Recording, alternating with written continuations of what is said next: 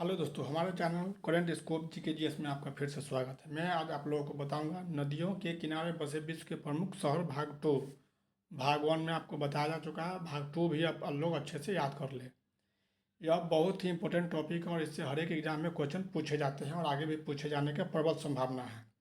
तो चलिए हम लोग स्टार्ट करते हैं क्वेश्चन का श्रृंखला। एक क्वेश्चन आप लोगों के लिए, आप लोग इसे पढ़ के इसका जवाब कमेंट सेक्शन में देंगे।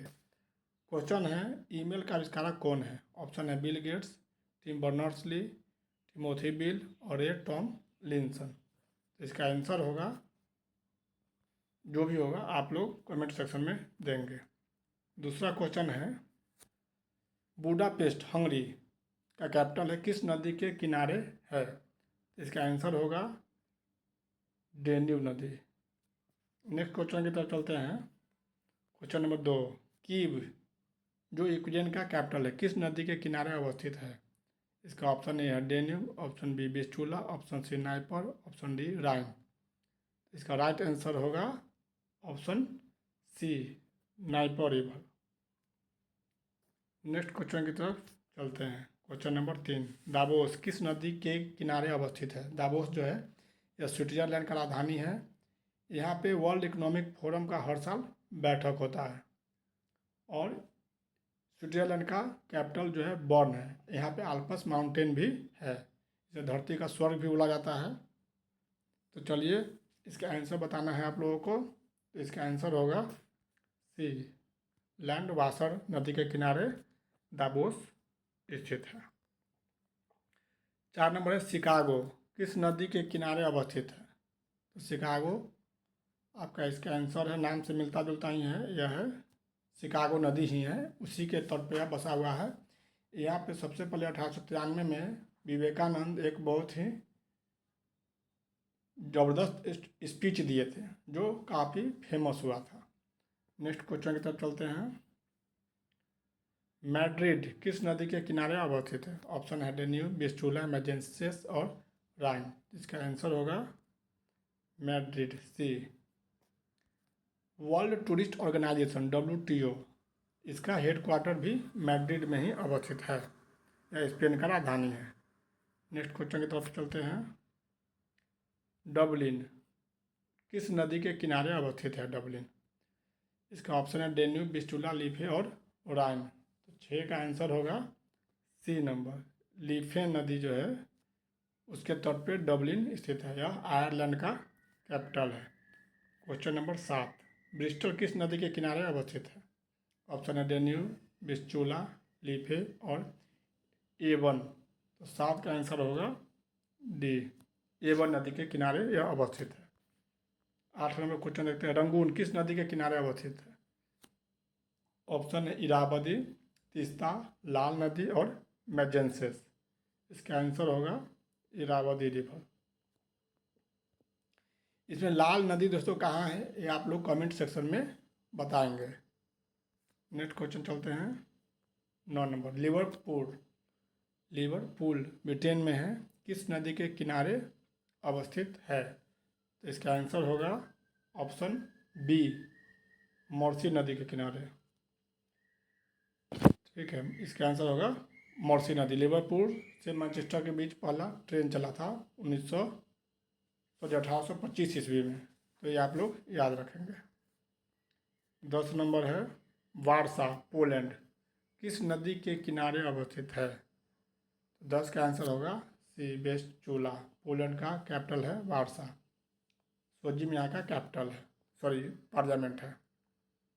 नेक्स्ट क्वेश्चन चलते हैं।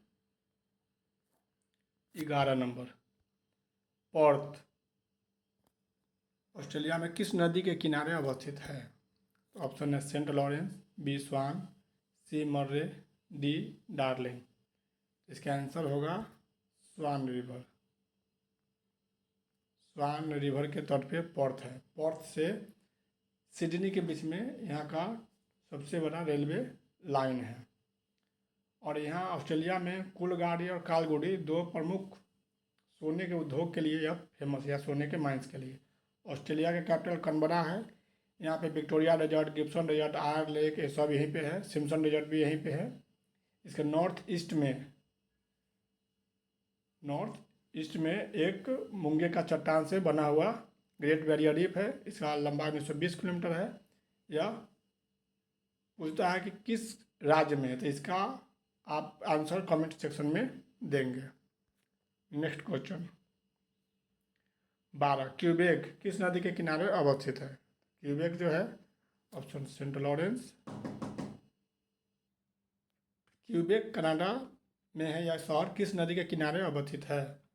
ऑप्शन है सेंट लॉरेंस, बी डेन्यू, सी विस्चूला, डी मैजेंसेस। तो इसका राइट आंसर होगा सेंट लॉरेंस रिवर। नेक्स्ट चलते हैं 13 नंबर क्वेश्चन, संघाई किस नदी के किनारे अवस्थित है? वांग हो, सिकियांग, यांगटी सिकियांग को यांगची नदी भी बोलते हैं, और मैजेंसेस।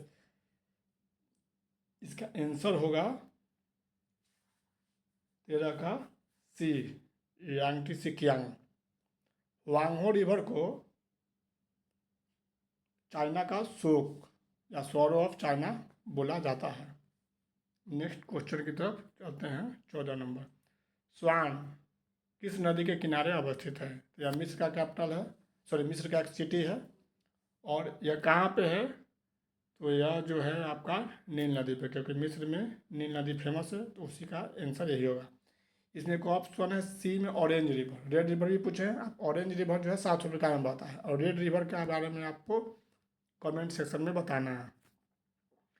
नेक्स्ट क्वेश्चन 15 नंबर, अंकारा किस नदी के किनारे अवस्थित है? तो अंकारा ऑप्शन राइन, एल्ब, किजिल और मैजेंसेस। इसका आंसर होगा किजिल। एक यूरोप में भी है और कुछ पार्ट इसका तुर्की का, और कुछ पार्ट जो है एशिया में भी है। तो दोनों के बीच एक सी है जो इसको अलग करता है। तो आपको बताना है कि कौन सा सी है वो, ठीक है। ऐसे जान लीजिए, मरमरा सी।